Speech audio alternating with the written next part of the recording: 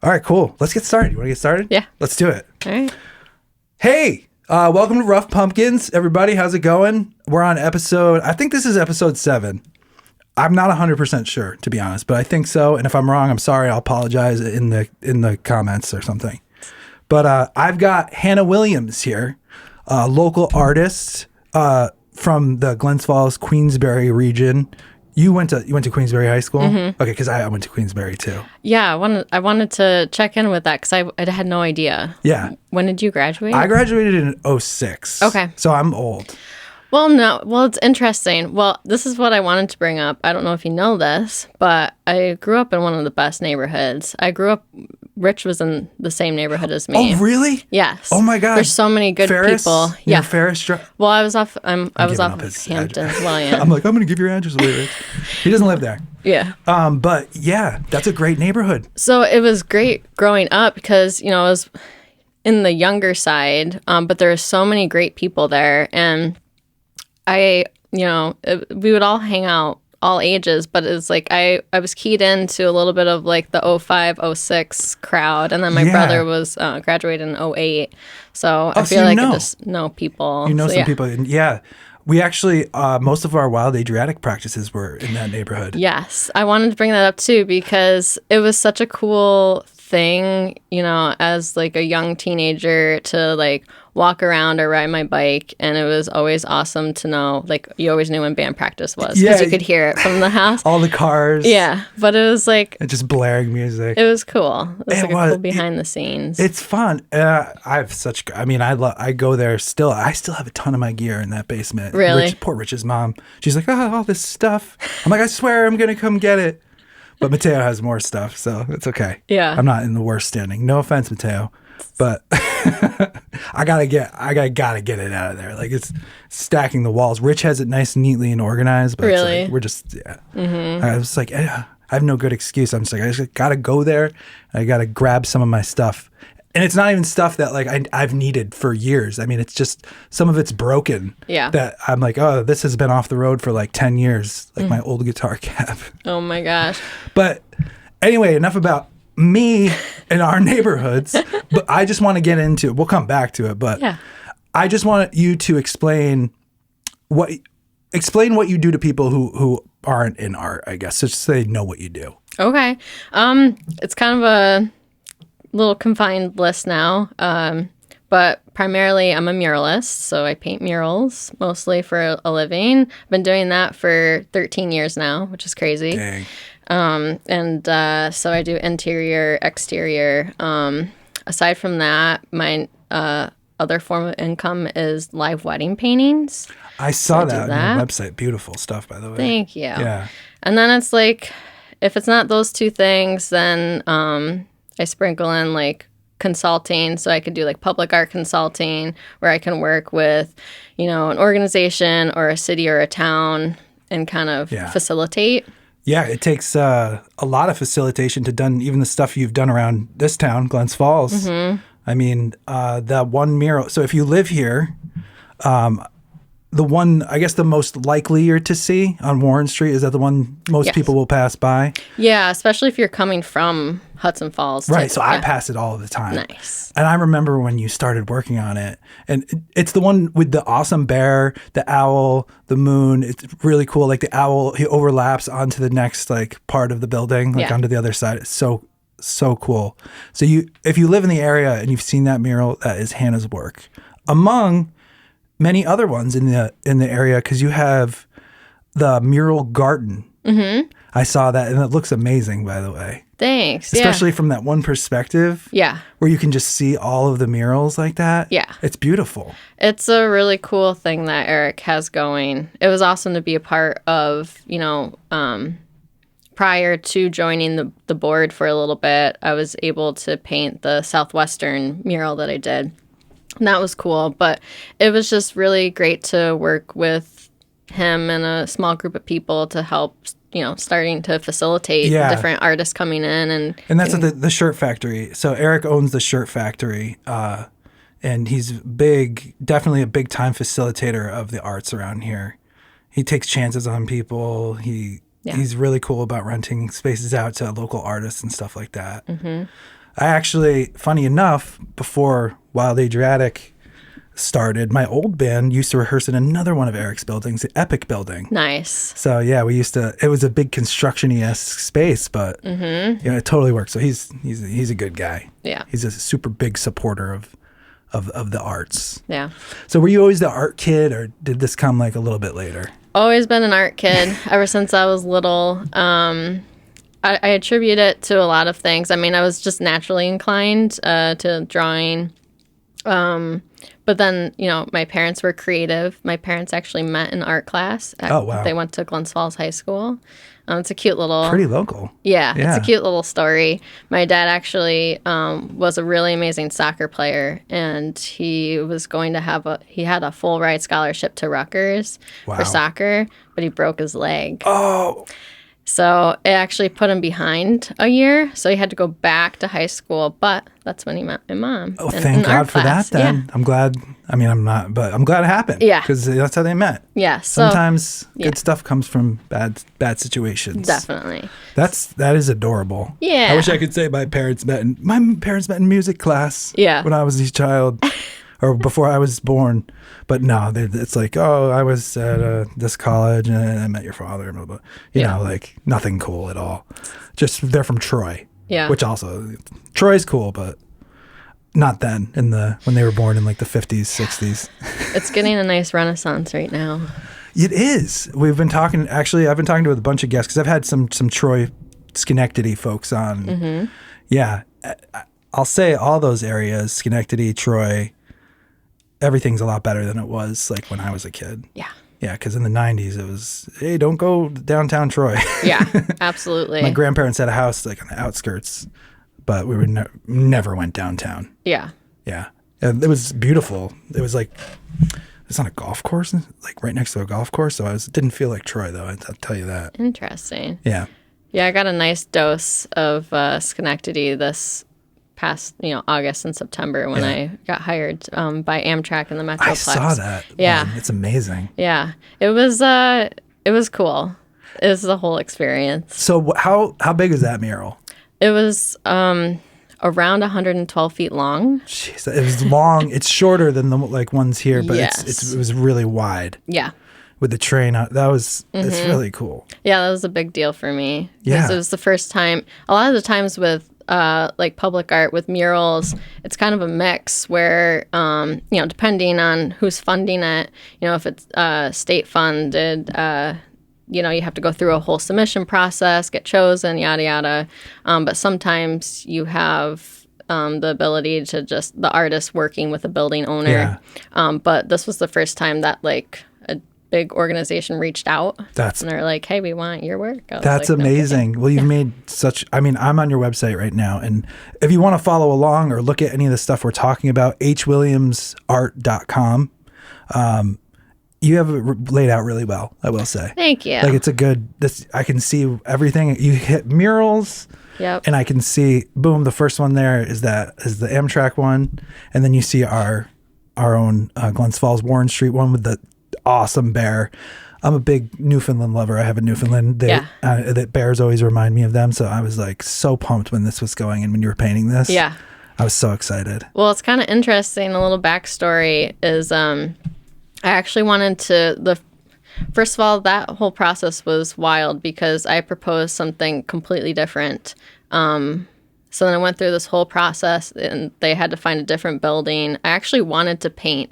I put in to paint, off of Exchange Street, where Wallabies used to be. Oh, I know exactly. Yeah. So like that's that downtown alleyway. Social there. Mm-hmm. Yeah. I wanted to paint there and just they had a rule that it had to be Glens Falls related, and I wasn't like super stoked on that. Yeah. So I'm like, not jiving with the history. So that just makes me think of, is that why that other mural ended up on that Domino's building?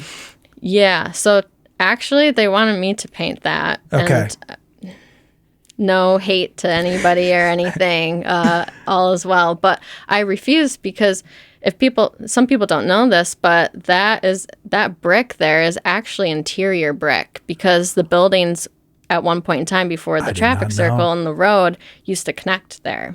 I didn't back in the know. day. So it's interior brick? It's interior brick, and it's in really horrible shape. And I was like, there's no way that anyone should be painting on this wall until a mason comes in and fixes the problem areas. So I just didn't want to do that. That's good. Yeah. But I'm glad. I'm so glad. Honestly, I'm glad that you didn't want to do it, because I was like, why didn't Hannah do this mural? Yeah, a lot of people say that, but it was for a reason. It's a good reason. Yeah. I mean, it's a real artistic, actual reason. Like, hey, I don't want to paint on this medium of interior brick. Yeah. Like, so is that just doesn't hold up as well? It's not going to stand the weather, stuff like that? It's old, and especially from what I've learned too, actually chatting with Eric, he found out that a lot of the older historical buildings, the brick was kiln dried. So it's a whole other animal where it's not really the best. It's really dry and brittle. And then sometimes, depending, you can get issues called efflorescence, where it's like, it kind of comes to the surface if you like mess with it. So it's kind of like this chalky looking wow, residue. There's a lot to this, yeah. It's complicated. Chemical reactions. Yeah. And see, that's the stuff I was like, people, I don't think they even think about. They're like, just slap a painting on the side. No, it's like, it's got to be the right kind of thing. I got to be able to paint on it. Yeah. The texture. It's the thing that amazes me, I will say, is, first of all the visual art amazes me, because I am not like I'm not very good. I take a cartooning class when I was in like 6th grade. Nice. And I always had fun with that. But I'm very blown away and impressed by, I'm looking at the Glens Falls mural, The Moon and the Bear, right now. Mm-hmm. And just how you map this out and make it fit and make it work. Because you had a composite basically before. Yeah. And how, like, the measuring, the math. Tell me a little bit about that and what goes into it. Yeah. That's what I wanted to say real quick before I get into that, is that prior to me painting, I actually wanted to paint a fox head instead of a bear. But Jesse Melanson, who painted the Domino's wall, there's a fox on there. Yeah, so I couldn't. But anyways, he took the fox. It's okay. What's beautiful is that, I don't know, maybe it has nothing to do with me, but even when Glens Falls changed their whatever it is, their mascot name, they changed it to the Bears. And it was after I painted the mural. They've changed it to the Bears? That's what it is now? Yeah. Okay. So I was like, that's cool. I wonder. Oh, that makes even more sense now. Yeah. But for large scale stuff like that, I mean, each muralist is different on how they lay out something. There's a couple of ways you can go about it. You can use a projector. But it's all dependent on the environment. Like, do you have access to electricity? Yeah. Yeah. That's insane. Because I'm just thinking, like, I'm really bad at math too. Yeah. So I'm just like, if this is like, do you have to like map that out with math? Like, this one's going to be like this wide, this part's going to be about this. Sometimes, like if you're doing like a traditional grid system, which is great. The thing is, doing a traditional grid large scale is kind of a nightmare, because you have to make sure that you are concise with measurements and that you're level when you do the lines. That would take forever. So I did what's called a doodle grid. It's the same kind of method, except, within your proposed area, it's like stream of consciousness. You're just doodling letters, symbols, numbers, whatever you want. And it creates more reference points than a traditional grid, because like a square grid, it has gaps. Sometimes if people are using a grid system, they have to like make a grid within a grid if it's like more finer detail. Whew. So this is way more efficient, and it cuts the time like sounds like crazy. It's like I think I was able, after doing the doodle grid on that mural, I think I did the outline within like 2 or 3 days. Oh, wow. That's fast. I was done, because it's 70 feet long, 30 feet tall. It's huge. But yeah. It's awesome too. I mean, there's so many cool things.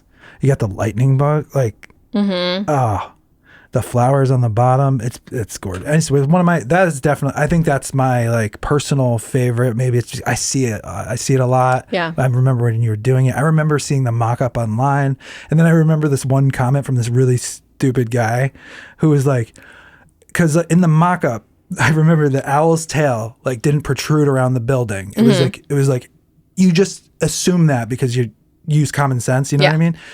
And this one guy in this one comment, I don't even know if you saw it, but he was like, how are they going to be make that owl tail sticking out of the building like that? Yeah, that was wild, the amount of pushback actually during that time. It was crazy. There was like a lot of advocating that, and I understand because like public art and especially murals is like a new thing to these smaller towns and cities. It's been happening for so many years in like major cities. Yeah, I think it's fantastic. I think it makes the city look. I'll just say specifically Glens Falls. I think it's made Glens Falls look so much better. Yeah, and it has economic value as well, community value. But people were, I think, because it was something new that people didn't understand the process. Yeah. There was a lot of pushback. I mean, even at the Common Council meeting to get the designs approved, there was people there like not wanting this to happen, and I think. A lot of the excuses that people use for not wanting to happen, like, oh, this is a historic building. No, it's not. There's not that many historic buildings here in Glens Falls. This is not an old place. We are not in Europe. I mean, that's true. I'm sorry, but nothing's that old here. Yeah. Like we live in Glens Falls, New York. I mean, my house is older than most of the things in Glens Falls.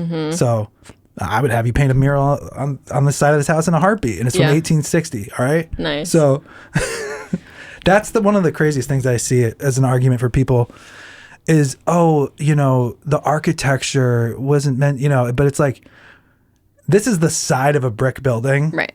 It's flat. There's no beautiful architecture on this side of this building. Yeah, it is looking at a blank brick wall. This has done nothing but bring it up. Make it look interesting, give color to the dull city, especially in the wintertime. Yeah. It's a dull area. It's hard to get through these winters because it's so gray outside. And this stuff helps, I think, big time. Bright blues, cool backgrounds, dope owl, some flowers that we don't have right now because everything's dead. So I love that one. I mean, I looked through all these like last night. Nice. And obviously I know you've done like some private residence ones too that you have on your website, and these are amazing. Like the 1930s carnival scene, which is also on Hannah's website. If you're not following along, hwilliamsart.com, check it out. 1930s era carnival scene you did for a private residence. It's this amazing circus looking scene. Yeah. And it's just so good. I know. I almost kick myself because I think if I look through my whole portfolio, that I'm really proud. That was the hardest mural I've ever done. I was going crazy. I wish I could. I have to be cryptic because it's someone's private residence that doesn't want to be known. Fair enough. But because they've had issues in the past. But it was a really cool experience to be in like this freshly built building. This individual collects cars. You can tell it's like a garage or something. Yeah, that's their thing. Yeah. And they had a popcorn truck from the 1930s, and that's literally, they're just like... Bouncing off point was They're just like, we just want a carnival scene that depicts this era of this popcorn truck. And so it all stems off from that. But I was going crazy because that took me 6 weeks to do. I wanted to do a little bit of spray work. I couldn't because there's expensive cars behind me. Okay. So they were actually in there when you were doing your work? A couple of them, because this was a newer space. But there's no ventilation, no windows, and it was in the middle of winter. I actually started it a year ago. You're still alive to tell the tale. It was wild. But it's one of those things, it was like such a feat that I wish I could bring people and share that in person. It is amazing. I will say that's what I was thinking was like, wow, even for this private residence, like you gave 110%. Like it looks amazing. Like, and it's not the difference between this piece. Obviously you display it on your website, but it's not out there for everybody to see, So what's it feel like when you're painting in like public space as opposed to painting in like more of a private residence area? Yeah.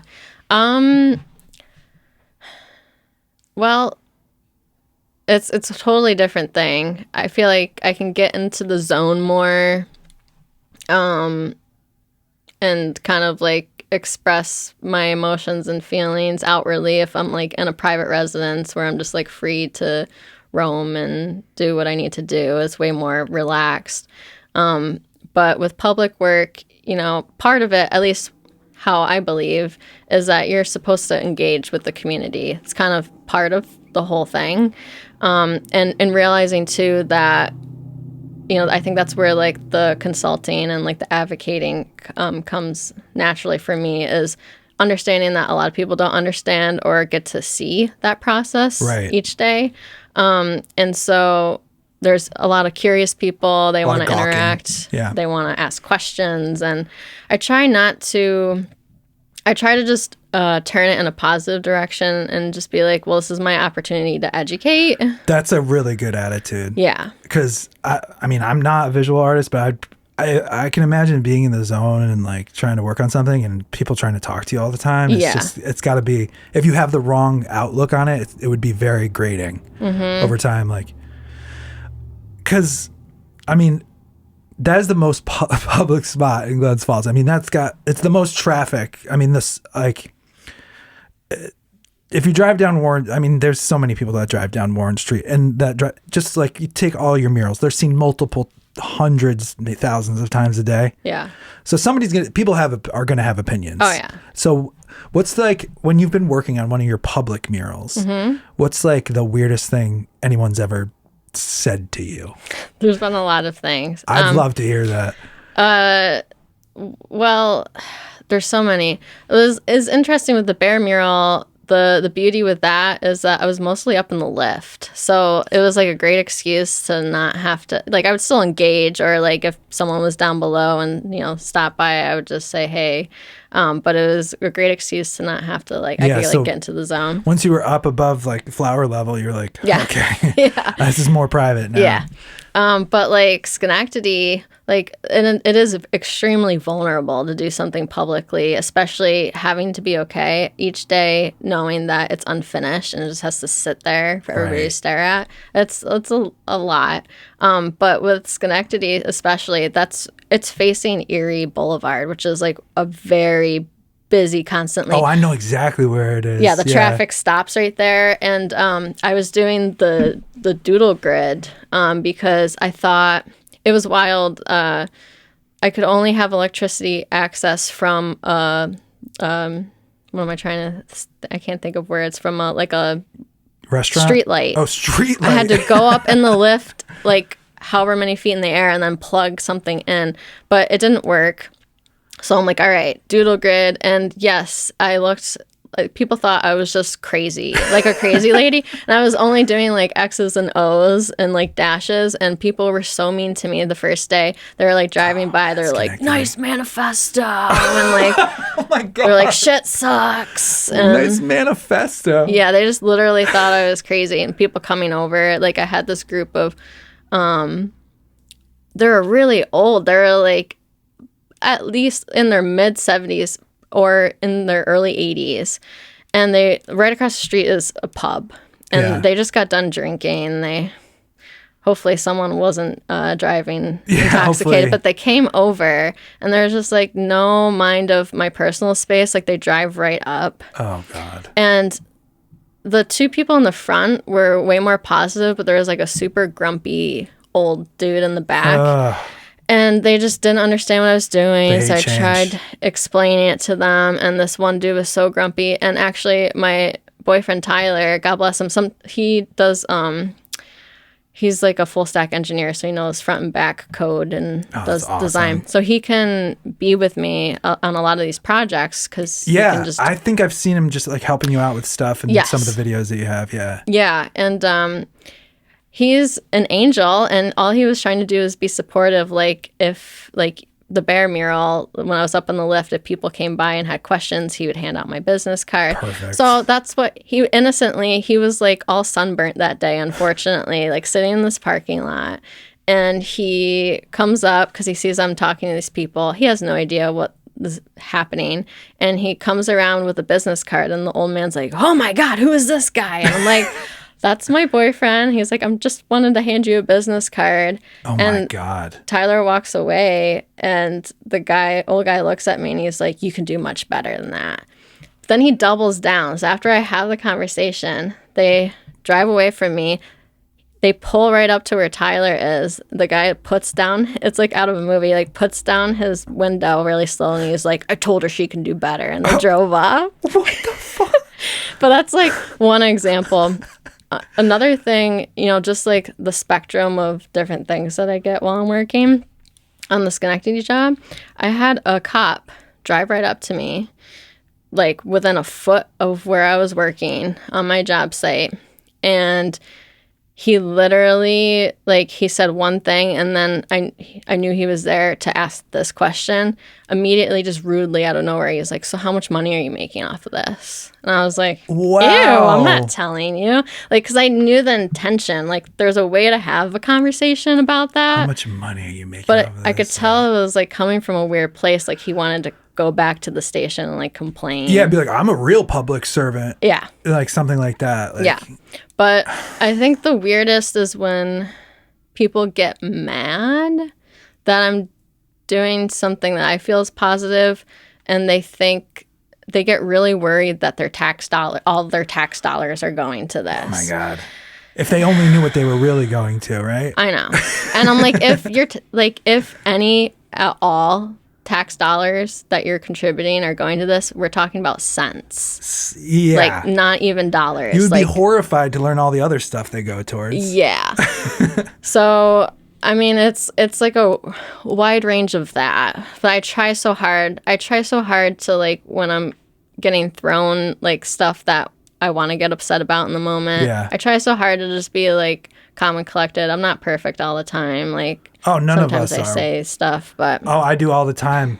Yeah. And it's not fair as a licensed as a musician and as a male. I feel like it's easier for me to strike back without people judging yeah. me. Yeah. Like if you're a female working in a public space and somebody says something rude and you rebuttal, yeah. Oh, that bitch. Uh-huh. It's like, okay. Yeah. But that's... a lot of times I'm by myself. Like, sometimes I have my partner there, but, so, like, I feel, and I'm comfortable, like, with Schenectady, I was mostly by myself. You can do anything in the world. If you did that by yourself in Yeah. Schenectady, now you can Yeah. go to Taiwan, you can go to Beijing, you're good. Solo. Yes. Yeah.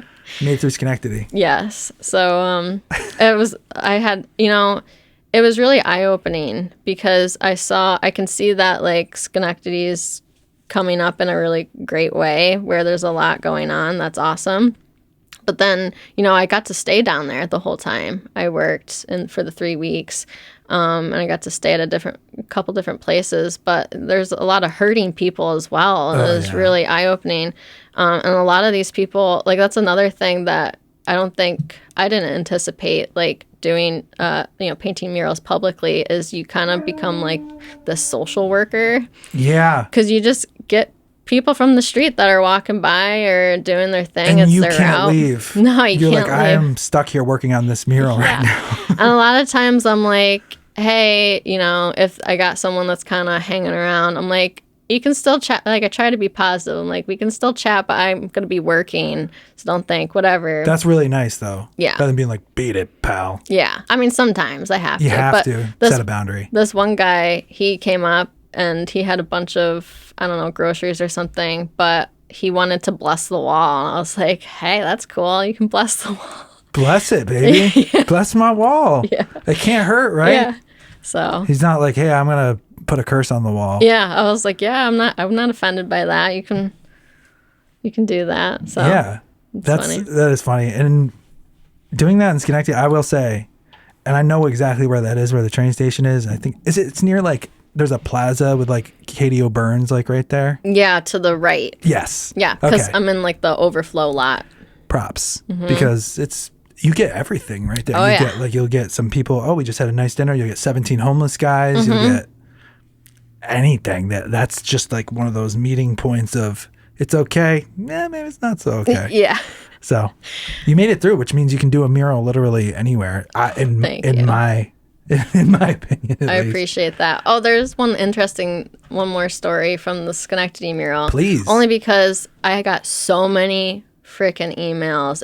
I was like getting enraged. So that wall notoriously always would get tagged. But the biggest story that I feel, for some reason, people of Schenectady, God bless you, they really love this story. They're very passionate about this story. But like the big thing behind that wall was that it said Susan is a pinhead.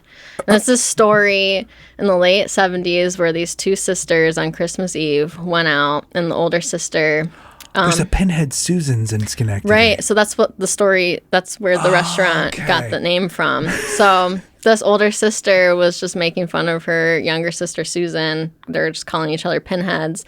And she decided to, in huge letters, write Susan is a pinhead. And it's been a running, like, inside joke thing with the community there for all this time. And, like, they love it. And so... You know, I really honored that. Like, I had to do a lot of research, you know, on my design and Schenectady and yada, yada. And that was a worry that people would get upset that I'm, like, painting over this, like, notorious wall that they love. This pinhead joke, yeah.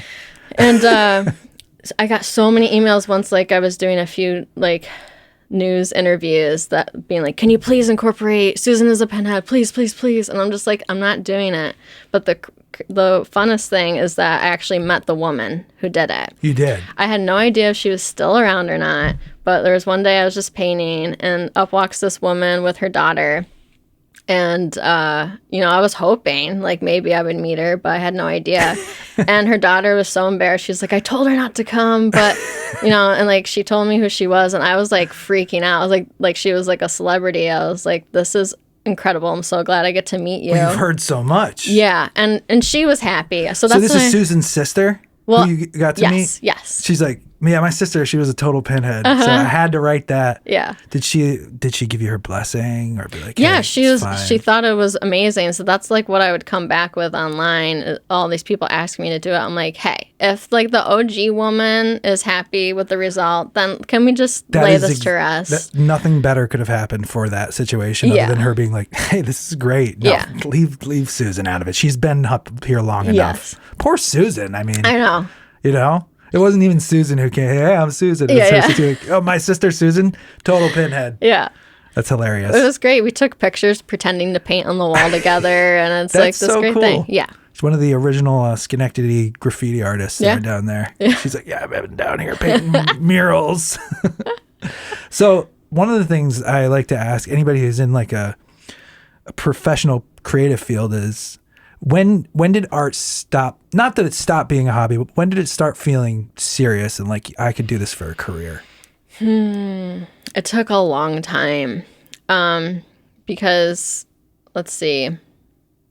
I mean, we could get into this too about like my journey after high school and like figuring that out. But I mean, it took well over a decade of just persistence and like putting my name out there and just like consistency. That's the key word, I think, is consistency. Yeah. Yeah. And it really wasn't, I feel like a lot of artists can relate, but it wasn't until the pandemic when I couldn't go to, you know, all throughout my 20s, I usually had at least 2 jobs, and then like art was my side hustle. Right. And, you know, because I couldn't go to those jobs during COVID, I was like, well, you know, at the time too, I was living in a camper full time and traveling, and I'm like, well, there's no better time to just see if I can just, you know, make pet portraits and try to make money. And that's really when it started happening. So COVID was essentially, it was good. It pushed you into doing this more full time. Yeah, which is what I always wanted. I struggled so hard.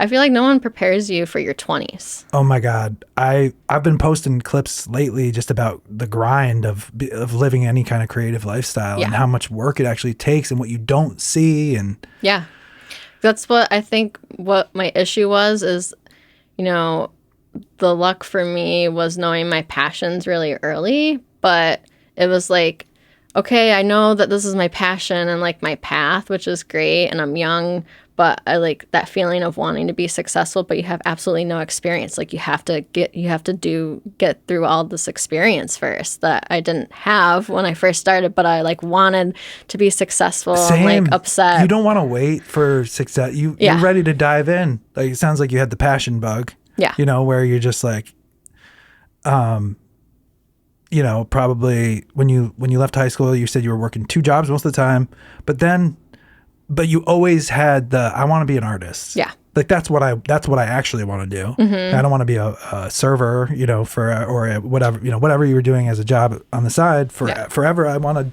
pursue art as a career. And when did it feel like that was actually like attainable? And you're like, was there a moment you had where you're like, I'm doing it. I'm actually kind of doing this. Yeah. I mean, there's moments here and there, like different things. Looking back in my 20s, like I'm like, wow, I can't believe I had that opportunity. It's like, you know, just random opportunities where I'm like, it, you know, reinforced, like, I think this is a possibility. But it really wasn't until the pandemic where I'm like, yeah, this is what I'm doing. It's happened. I hear that theme a lot. It's almost like everyone needed to stop life. Yeah. And reevaluate and not be able to do anything. And yeah, it was really rough on a lot of people. I know a lot of people got depressed and stuff, but I mean, I'm sure we all did at some point. Yeah. But, you know, it was a time for like nothing like that's ever happened in our lifetime before where you could just, hey, you can't do anything. So you're going to have to sit here, reflect, and figure out what you can do. Yeah. Because that's when like everyone started doing like live streaming stuff. Because like, what are we going to do? We're stuck at home. But as an artist, it's like I can literally hone my craft. Yeah. I can get out there. You had the camper. I saw the picture. It's on your website too. It's really cool. And so was it via when you were living in the camper? Is that when things started to take off? Yeah, I think, and it wasn't until I realized, I mean, I wouldn't take anything back. I'm so glad that I did that.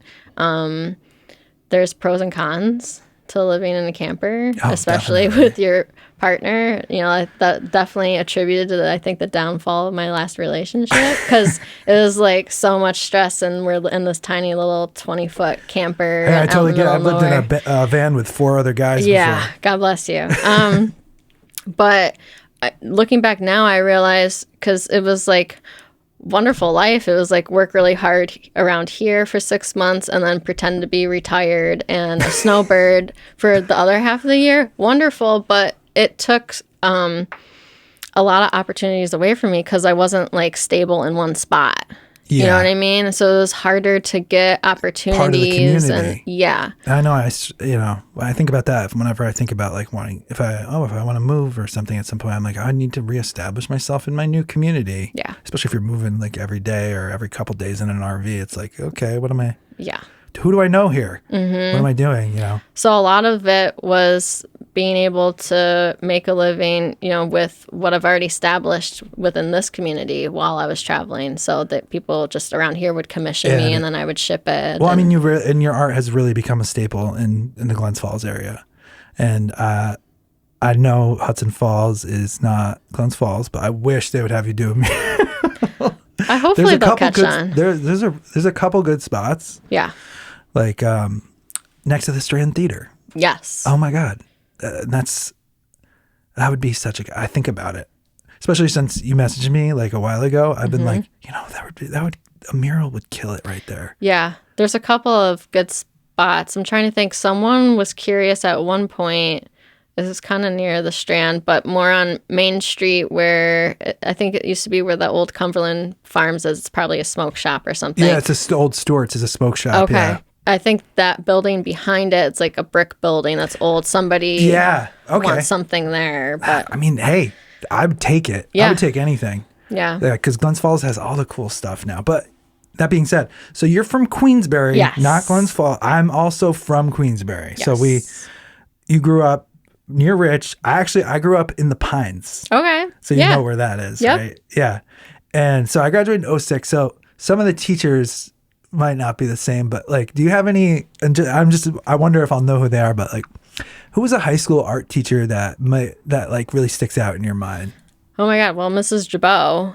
Okay. I do remember Mrs. She was Chabot. my homegirl. Like I still see her here and there today. She's still an active artist in the community. She does a lot through North Country Arts, which I was a board member and I'm a regular member now. And it's a great little community. But I give her so much credit because I had so many amazing art teachers through my whole time at Queensbury, even in, elementary school.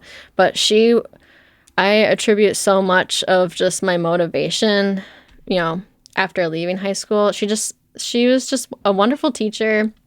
She supported the students. She had a good eye for the students that she could see that were like excelling, to like push them and motivate them. Like even to go as far as to be like, hey, like if you want to be a working artist and create paintings, like you have to be okay with the idea of letting them go and selling them and people having your work and not being afraid of letting those things go. And like all this advice, instilling into high school students, I needed someone like her, like literally that one person to be like, no, I see you, like keep going. You need some kind of cheerleader when you're starting out with something. Yeah. It just keeps that motivation going, because if you're sitting alone in your room you can get in your head if you don't have anyone to bounce ideas off. Art and music are very similar, obviously. Like it's the same thing. You can get caught up in a song. You can be sitting there and not know what to do, and you really just need to bounce it off of somebody, or somebody to be like, hey, it's good. You should stop and just track this the way it is. Yeah. So the one thing is, like, I see you as almost a representative of the Glens Falls community because of all the murals. I appreciate that. Of course. But do you feel there's a pressure that comes along with representing a community in an artistic fashion like this? Yeah. But it's something that I feel so passionate about that it doesn't feel like it's a thing. Right. It's just, I don't know. It's interesting because I guess I forget. Like I've done a lot of work and put in a lot of time, and I forget that is recognized. And so like very recognized, especially since the bear mural. There's a lot of times that I'm out the grocery store or something, or in a random place, and someone will be like, hey, you're that person. Yeah, like, it's nice. What the fuck? It's nice to get a little bit of recognition. It's though, nice to get recognition. Positive. Yes, but it's a weird thing that I'm like, had no idea. It feels weird because it's like, I try to be like modest and humble, and you got or else your head will explode. Yeah, but also like it's terrifying to me in that regard because the past 5 years have been wild. Just each year the transformation what I've gone through, but like anger has been. It might not look out like when I'm interacting with people, but like in my personal life, very quick for anger. Sometimes it's something I'm battling and that I need to, just I'm mindful of it. But sometimes like something so small can like trigger a reaction. We all struggle with that stuff. It's ridiculous sometimes. I'm like, oh my God, I'm so ridiculous. But like that. It's part of the passion. Yeah, that's the only thing where I'm like, ooh, like. I feel great in this position and feel responsible, but then worrying about, how you're being perceived, I guess. Yeah. And that kind of brings me to the next question is what happens when someone doesn't like it? They're telling you, I know That's people, true. There's a lot of people who don't have tact, and they will just tell you, I don't like it. Yeah. Are you talking about as far as just like a random person's opinion or the client? Random. Oh, the client. No. Okay. Like, that would be a whole different stuff. Yeah. But the random people for the public stuff who are give their, their unwanted opinion, if you will. Like, what do you do with that negativity? I just take it at face value because art's subjective. And in all realms, that's true. People are going to love it or it's not for them. There's people that, maybe they don't like my work, but they like another artist's work or their mural instead. Like, you just never know. Yeah. And it is so subjective. I mean, with music, with art, with everything. I get offended. Like, yeah. If somebody's like, one time after a set, like a lady came up to me and was like, yeah, your band is great, but you just didn't really do it for me. Oh my God. Like me personally. That's terrible. But one of I laughed and I was like, I called Rich over and I was like, Rich, I didn't do it for her. Oh my God. He's like, what? And she was like, yeah, I didn't really. And we were like, is she really saying this right now? This is so weird. As if she's like a music executive or like, something. or a critic or something. Yeah, yeah. I mean, it's a festival. Yeah. We're at a festival. We're on a boat. Yeah. A festival boat. Well, you never know because people, they could be drinking or. Yeah, the truth comes out. Yeah. Yeah. When you're drinking. So I've definitely experienced it's the tactless. It's more of like the tactless person. Mm-hmm. It's kind of like the people who'll come up to you on the street and they see you drawing X's and O's and just assume like, I can't imagine what that's like though, because I sit here in the studio and I start working on a song and I start laying down the most disgustingly sloppy bare tracks just to get the structure going, which is exactly what you're doing when you're gridding out like a piece. Yeah. But I fucking would never want anyone to hear that shit. I'll tell you that right now. Yeah. And with you have, like you said, you leave it overnight. Yeah. It's up there all day. So it's like, I would feel almost like I have to rush and get this done so people can see that it's going to actually be like really good. Mm-hmm. Whereas me, I'm stuck in here and I'm like, I get unlimited time to create this song and then I can release perfect polished. Yeah. That's a lot of pressure. It is. It's my least favorite part. It's so vulnerable and cringy, but it's like I have to it's all about just like leaving your ego aside and knowing that you're working towards something. And I think now that I've been within that realm enough that it's an opportunity, like if someone's giving me shit, to be like, just take the opportunity as like a promotion for myself. Be like, here's my business card. I promise you it's going to get prettier and prettier every day. Come back, check in, say hi, check out the progress. Like if you want to hang out, bring a chair. I don't care. That's great. See, that's the best way you could possibly handle that kind of behavior. Are you certified or do you have to have a license to operate your crane? Technically, yes. Okay. You're supposed to. I did get certified. Shout out to Action Equipment. Oh, They're great over there. What was great is, that was a whole thing in itself, but like it was intimidating, especially as a woman, to go in a place that is, male dominated. Full of construction, guys. And they were absolutely incredible. They were so supportive. They're like, if you know how to drive a car, and you can do this. Like but like they weren't like weird. They were just supportive and just made sure I was doing everything. So that was a good experience though, getting the certification, I guess. It felt really empowering because it's like this huge tool that I have in my, toolbox now that will literally huge tool. But it's wild. With like public interactions, whenever I'm in a freaking lift operating it, especially out in public, there's always one guy. And it's never a woman. It's really interesting. There's always just one guy. Yes. And then they'll come over and tell me, asking me, are you operating it correctly? Are you doing this? Are you doing that? Like, what's up with this and what's up with that? And I'm like... I would just be like, oh, are you certified? Yeah. Because I am. Yeah. Oh God.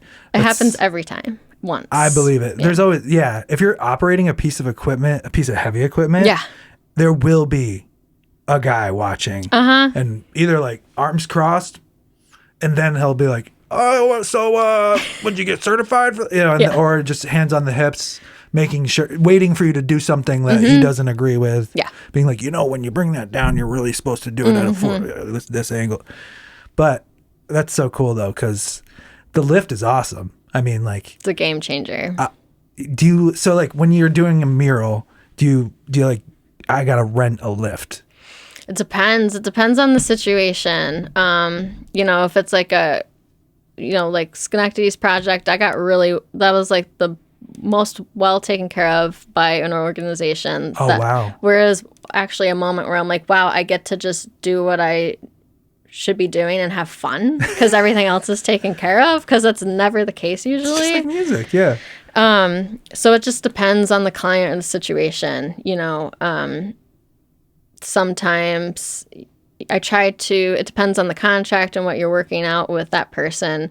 But like, if it's a big organization, usually they'll take care of something because like obviously that. it's a budgetary thing. I mean, it's not cheap to grab. Hey, can It's I so grab expensive. a crane? It's so expensive. Yeah. Even for a week with a boom lift, it's like $1,200. Yeah, that's a lot. It's a lot. I mean, if you want to rent, it's best if you can rent for like a month, because I think it's probably the best deal. Probably around $2,500. So that's how you're really gonna. Yeah. You're like, I'm using that lift every day. Yeah. I forgot what you were mentioning. Oh, I forgot what you said. Oh, I was saying about before the lift thing. I was talking about all the guys that just stare at and tell you how you're doing it wrong, and your classic construction guys. There's a lot of those guys around here. But I got a few good questions for you. When did you realize, because I can tell you're somebody who puts a lot of effort in. Yeah. And like you say, consistency is a huge thing. So when did you realize that your talent alone wasn't enough and that it was going to take hard work, grinding, and consistency? I think early on, I knew, because I mean, this to me like stems back to the narrative that everybody's told growing up, is that you can't make a living off of art. Everyone is told that, yeah. Right? So then like you already have that. And I think I joke around and say like any success that I've had, it's literally like out of spite and like just being stubborn. I think like a lot of us are like that. Yeah. Out of spite and stubbornness. We're like, oh, I can't? Yeah. And I mean, especially with my parents, they were always so supportive. But when it came time to go into college, they were like, you got to figure something out. And I was like pissed. I was like, but like, I know what I want to do. And like, I can't imagine as parents, because it was so classic. It was like, I didn't want to go to college. I knew that art was my thing. I didn't want to be a teacher within the arts. Yeah. I literally like knew what I wanted to do. I'm like, after I graduate, I want to travel. I want to do these things. Yeah. And then just like focus on my art. And they're like, Jesus Christ. Like, what am I going to like? I know our generation, we drive them crazy. Yeah. Like these kids in their RVs and their tiny homes. So like from that, I just felt like from that point, like with the whole college thing, I even had a scholarship to go to the Maine College of Art in Portland, Maine. But even with a scholarship, I would have been $160,000 in debt. And for what? We have I have a similar situation from when I graduated. I was going to go to classical guitar school at New England Conservatory. Yeah. I literally was saying a couple podcasts ago, if I went, I would just be $175,000 in debt right now. Yeah. And instead, I got out of high school, and I just started doing the band. Yeah. I mean, is it the most successful thing in the world? No, but I didn't get into huge college debt. Right. Because I would have just ruined it. I would have dropped out after a year, gone on the road, and then just had that debt hanging over my head. Yeah. So I think that's smart. Yeah. To not just like, oh, I got this scholarship, but it's still, it's going to put me in this. That's a lot. It's too much. Nobody I know is like, oh man, I'm doing so great paying off my student loans. Yeah, seriously. Yeah. Yeah. And so it was like that moment where it's like, with my parents at the same time, we were realizing like, okay, but there's just such a fire in me to prove them wrong. That I think that's when I was like, okay, well, like, I got to prove them wrong. So I know, like, this isn't going to be easy whatsoever. But if I know that, I think just the key was that passion. I'm like, I just know that this is my life's purpose. Yeah, so, like, that's you had cool. the thing where you're like, failure is not an option. And I don't really, can't think that way. I'm just going to keep trudging forward. Yeah. And doing my art. It's really universal, I think, when it comes to, like, creative people. I mean, at least art and music, they go hand in hand. But that brings me, you used to do some live music painting to like some like live shows and stuff. So you're very like, it's cool because you must pick up vibes like of your surroundings, because like the wedding thing and like the live music, the live painting, that's another vulnerable thing. Yeah. Like mural painting, because there's people everywhere. Yeah. And then if you're doing it for a wedding, the bride and groom are right there. Yeah. I mean, and then like, are they going to like it? So how do you deal, like, that would make me nervous. Yeah. There's still an element of that, but I feel like just now, like this past year, I'm finding a flow with the wedding paintings. Like when I first started, so I was in college, so I ended up going to SUNY Adirondack. It was begrudgingly, but I was like, you know what? I'll at least give community college a shot. The debt won't be insane. Right. My mom worked there in the cafeteria for years, so that was cool to go to college and then like have her close by. Yeah. That's at the time I was dating this guy, Dustin Neal, who's in a local band, Lock 9, and that's where it all stemmed from, like the idea of like the visual arts with live music, as they, were talking about, visual elements to bring to live music, and I was obviously into painting, and I was like, well, I'll start painting at some of your gigs. And I just loved it. I loved the physicality of it. And then eventually that stemmed into the music festival scene, which was interesting. I did like a 2-year like summer tour at random like music, like EDM festivals or more like jam band festivals.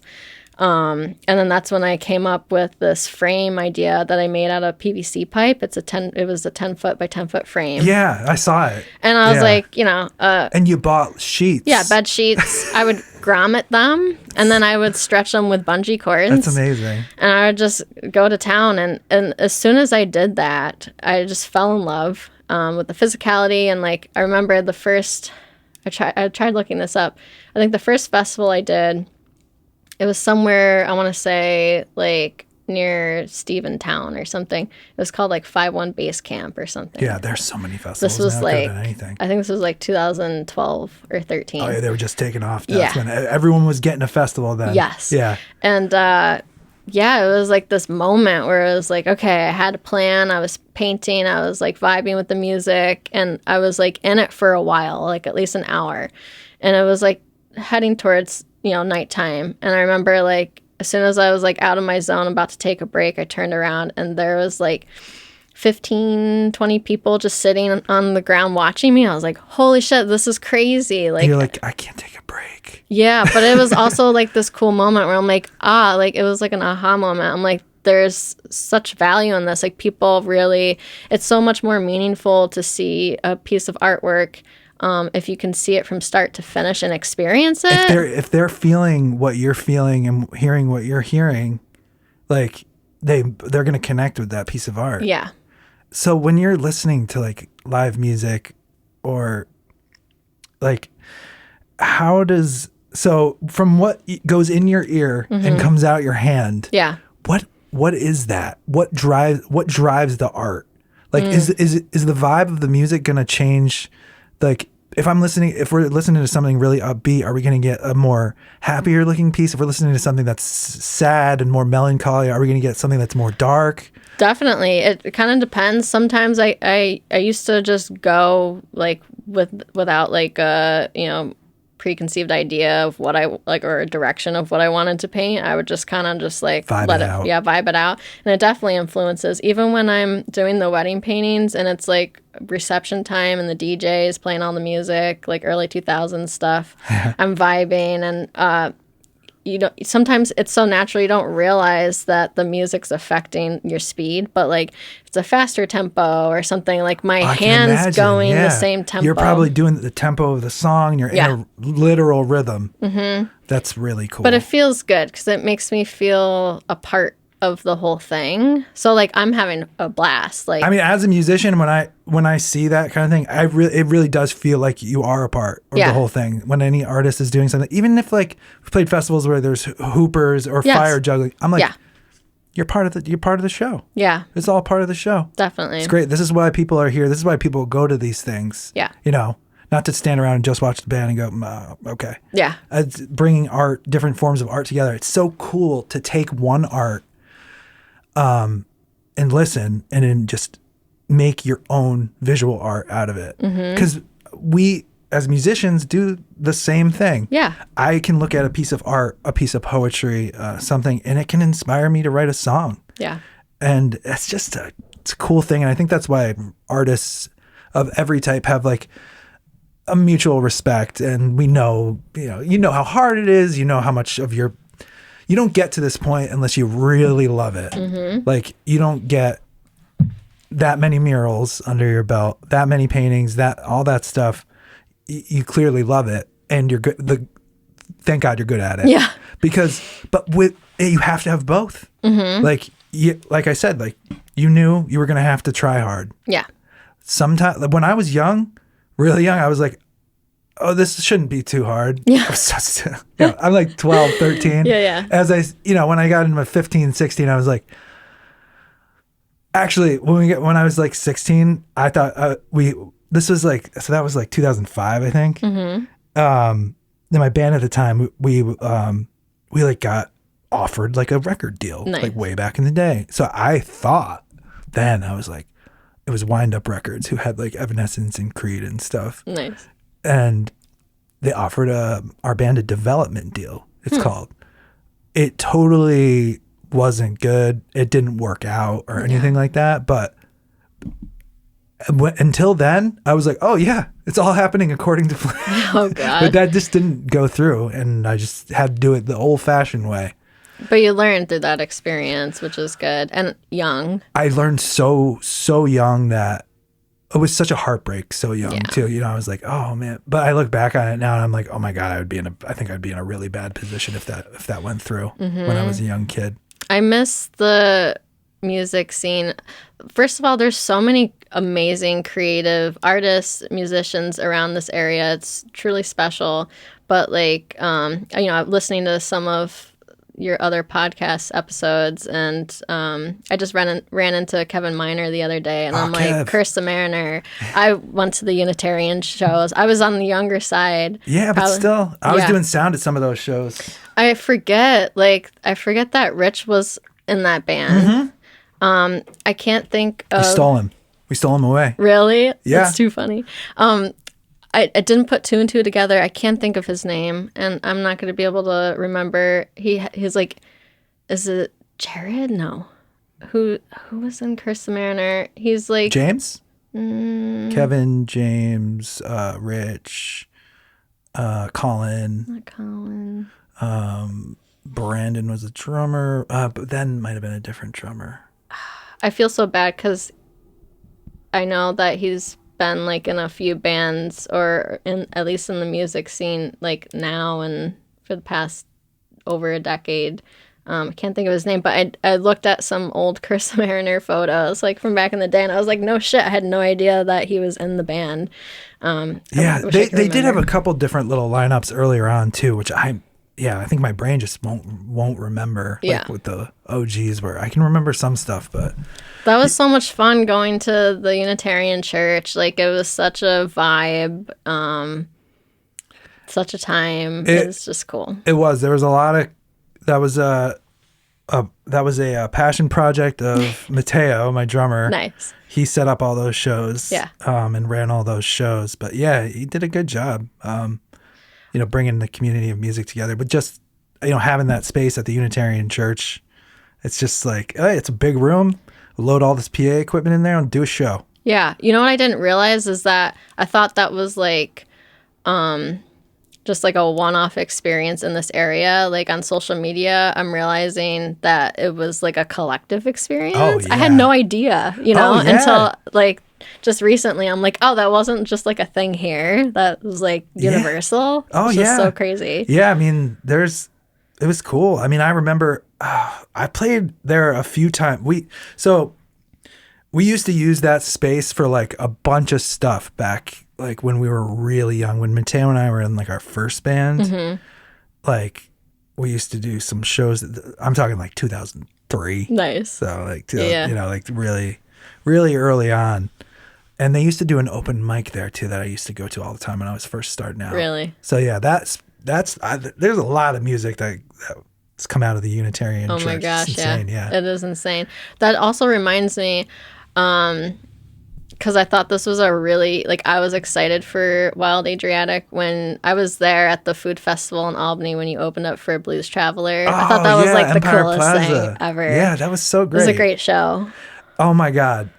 First of all, that was an amazing show, and the band was so nice. But one thing I'll never forget about that is the guy, John Popper, the singer, he goes, he was obviously looking at the set list. We all do it, and he misread it, and he goes, "I just want to thank Will Aldradic Oh, for opening the show." no. But he was so cool about it. He went on Twitter like right after the show, and he's like, "Hey guys, wow, I'm so sorry, I said the wrong name." That's I was cool. like, he felt bad, but Yeah. it was funny. We laughed when he said it. Rich and I looked at each other like, "What did you just say? What the fuck did you just say? Who's Will? Yeah. Who the hell's Will?" Oh my God. But yeah, I love playing like those plaza shows in Albany, like, you know. Yeah. That was just like such I feel like a moment. I don't know. You guys as a group, like, I think you inspired a lot of people locally. I hope so. I mean, that's the goal, really. Yeah. Is, you know, inspire people. And, you know, obviously one of the goals was to get out of town too. Mm-hmm. And we did that. And it's great, but it's a hard life. Yeah. It is, you have to move, you know, you got to be moving around because you can't be playing in the same market like over and over again. Like we can't play here every 3 weeks. You know what I mean? Mm-hmm.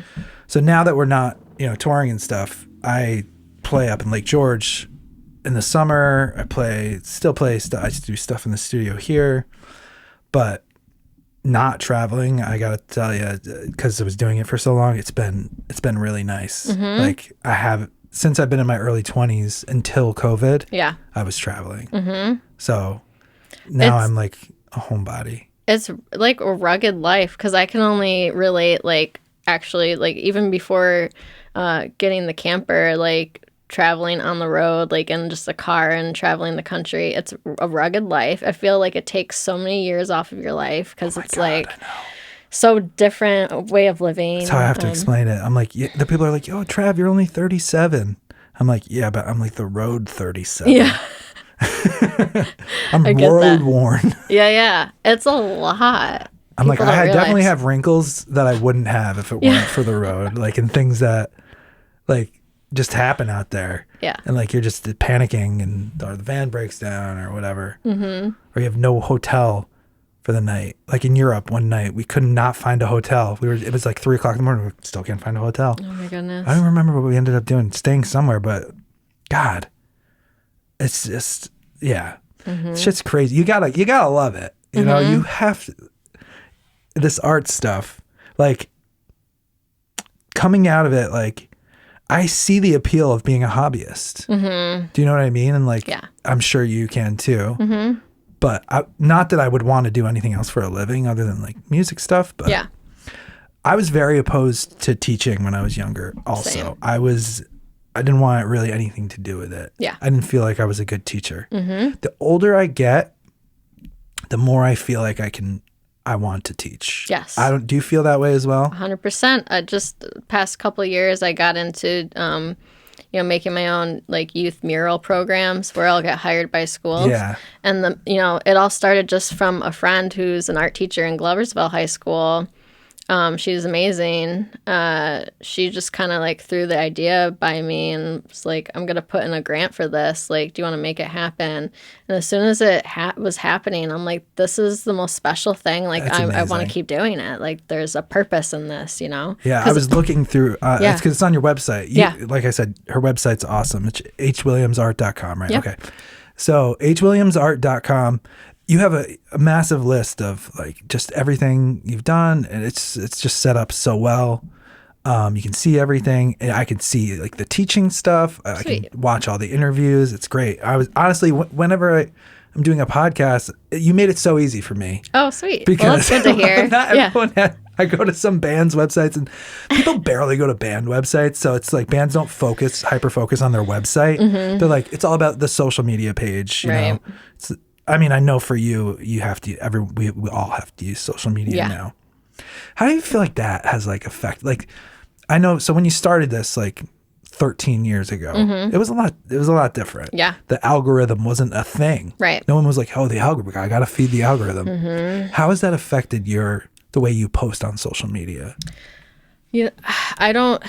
I'm very sporadic, and sometimes I get like for a while like. I felt like I was just getting like going with like figuring out the algorithm, and then it always changes, and then does. you're like, well, I don't know what to do now. And now I'm just kind of let it go. It's like if it lands, it lands. If it doesn't, oh well. Best like, attitude. I'm just using it basically as another form of a portfolio page Check that people me out. can just go to. Yeah, I got it. Yeah. Oh, can I have her Instagram? Or like, hey, do you have an Instagram? Yeah. Like, yes, I do. Yeah, I'm very active the most on Instagram. I'm Yeah. like, have to say I'm probably like the most addicted to that app.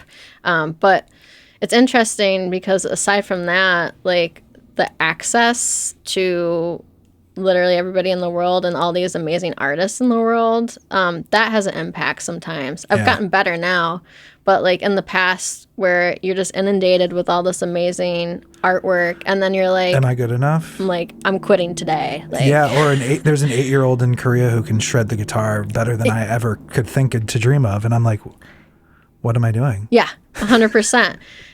But I try not to take it that way anymore and just be like, this just is all giving me drive and inspiration to just keep going. And that's good because, I think a lot of thing is, like you said, even with the algorithm, I think then this will carry you through everything is the consistency. Yeah. If you post, my last guest, Frankie, was saying like, I don't really pay attention to the time. If the clip does, or if the post does well, great. If it doesn't, I tried. But I'm not going to sit there and live my life by a content calendar. Yeah. Because, he used to do 9 a.m., Yeah. 12, 3 o'clock, 6, 9. It's a lot of posts. Yeah. I mean, it's a media company, so it's a little more important for them to do that. But shout out to Frankie, by the way. yeah. He had me on for an interview, I think in 2017. I watched it last night. I just watched that one recently, and it was a really cool feeling to like look back at like younger Hannah. Yeah, you were a lot young. You were younger there. And I was like at the end saying like my direction, and I'm like, I've like accomplished those things now. Like, I know. I was back. like, because I didn't realize I realized it was from 2017. After, and I'm like, wait, she did. Yeah, she did this stuff. It's amazing. It was really cool, but it was amazing because I think I was hiking one day and I saw Frankie and his dad hiking there. I was going up the mountain, he was going down. And a lot of times, like, I have no shame in this. Like, sometimes you can't wait around. Like, be like, oh, I wish I could be a part of that thing. Like, it's the same thing I did with you. I just reached out. I'm like, hey, if you're looking. You know what's funny is I actually already planned on reaching out to you. Cool. So my wife, as you know, she's a very big fan. We both love your work. And I was like, I gotta get like 5 episodes under my belt, and then I was like, I'm just gonna ask it. But you reached out to me at the perfect time. Nice. I was like, this is perfect. Yeah, and like awesome. that's the thing is like I feel like a lot of people hold back, but it's like you never know if you just put yourself out there. Like someone could be thinking the same thing, and that interview was a huge deal because. A crazy backstory is I think after they published it on Reddit. And someone from WMHT was on Reddit that has the program A House for Arts, and they found my interview, and then they reached out to me, and they're like, hey, do you want to have a segment? And that's a huge deal because it's PBS. Yeah, that's huge. Yeah. And I saw that interview too. On there. Looks amazing. Yeah, I'm really lucky. I've worked with them twice. I think I did the first one in like 2018, and then I just went back. My friend and colleague, Trash Kid, her name's Jade Warwick, but her art name is Trash Kid. She is now like the talk show host because now they sometimes still do like in studio visits, but now primarily any guests they have, they like it's like a red couch interview like in their studio space. Now, is Trash Kid, is she the one who interviewed you? Yes. For that one? Okay. Yep. She's an artist as well, right? Yep. Illustrator, artist, muralist. Yeah, because I could tell by the way, Yeah. She was like, I was there for, the mural garden and stuff like that. Yeah, that was cool. I watched that one last night too. Nice. But yeah, It was interesting, though, to see the progression of the Mirth Films interview. Yeah. And to the more recent and just talking to you today. Like, you really have accomplished a lot of the things you set out to do. I mean, I could tell in the Mirth interview, I was like, you weren't into teaching then? No. No. And it's fun. I was laughing. I was like, oh, yeah. I just had that realization, like about the teaching thing, because I'm like, wow, I gotta do it. Like, I need more winter stuff. Like, the summer's always busy with gigs and blah blah blah. But like, man, I should just probably start teaching, because a lot of kids, or a lot of people, not kids, but a lot of younger people, they don't want to sit down with like a theory book and just learn guitar note by note. It's like they want to learn how to perform in a real world situation. Yeah. And that's the kind of thing it's similar to what you do. You're like, hey, you want to be a real world artist? I'm going to teach you how to do that. Yeah. Not like, these are the fundamentals of art. I'm like, you can go to anybody to get that. You know what I mean? Yes. Like if you want a lesson book. Yes. But I think when you have something special, that you do murals, and it's its whole thing. Yeah. It's its own like art form. It's heartwarming, working with kids. I've worked with as young as, 9-year-olds to high school students. And I just try to attribute, like, what did I need to see when I was their age? Like, to, all you need is that one person to, like, give you the go-ahead. I feel like so many people just prevent themselves from actually, going through with their passions, and all it takes is that one experience. And especially with the younger kids now, with like technology and like their attention span, time and time again, I realize, I worked with a local school in Glens Falls, and it's a smaller school at Abraham Wing. Yeah. I found out that they only get art class once a week for 30 minutes. Oh, wow. Which is terrible. Obviously not ideal, but we all know that, the arts gets cut, first before a lot of things in school budgets. And time and time again, when I'm working with the younger kids, a lot of the time it's kind of like just learn by doing. And especially if they're younger, it's more like I hate to say paint by numbers, but like it's one step at a time, where they're usually just working with one color and trying to saturate the object. But for them, it's so cute because they're so enthusiastic, and they want to be a part. And 100% of the time, like their commentary, they're like, this is so relaxing. Oh, that's awesome. I'm enjoying this. And I think about that, and I'm like, wow, there might not be many moments in their lives where they truly feel relaxed, or like they're in like a meditation, or like this is relaxing for me. Yes. Yeah. Painting is relaxing. Like that's great. Yeah. And that's the thing about art. Especially when you're young and like things are new. Yeah. It's like amazing. Yeah. I just remember being like obsessed, even with visual art, and wanting to draw cartoons, and just being obsessed with music. I literally was a hyper-focused fixation, could not deal with anything else, because all I wanted to do was play, and I felt like I was wasting my time in school. So my mom basically had to call and beg them to graduate me. Really? So I didn't graduate Queensbury. Okay. I ended up in the Adirondack School for my junior and senior year. Interesting. It's out of business now. Yeah. But it's in Schuylerville, Greenwich area. And it was an art school. Yeah. So, but it was basically preparatory they were going to allow me to incorporate my classical guitar. And that was the whole plan. Wow. Trav's doing terrible in school, so we're going to send him to this little tiny art school. He's going to get ready for classical guitar, and he's going to go to New England Conservatory. And then what the fuck am I going to do after that? Be a classical guitarist in an orchestra? Seriously, what are you going to do with that degree? Like, I don't know. Like, at least with an arts degree, there's so many things you could do. But like, yeah, I've got my my master's in classical guitar.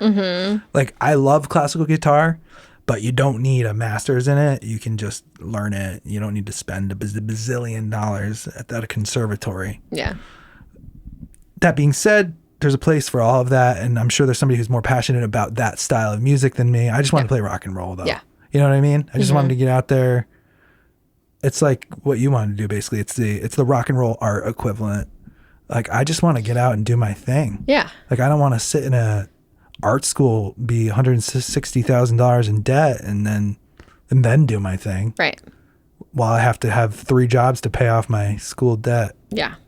I know. It's hard to like to do other stuff when you're very passionate about art, or like, obviously we've all done other jobs. Yeah. But I feel like it's just a lot harder for somebody who's interested in the arts and wants to do that. It's very, very difficult to make yourself get out of bed, go to a job that you just don't I mean, it doesn't have to be like terrible, but you're still like, this isn't advancing me to where I want to go. 100%. So, my gosh. Yeah.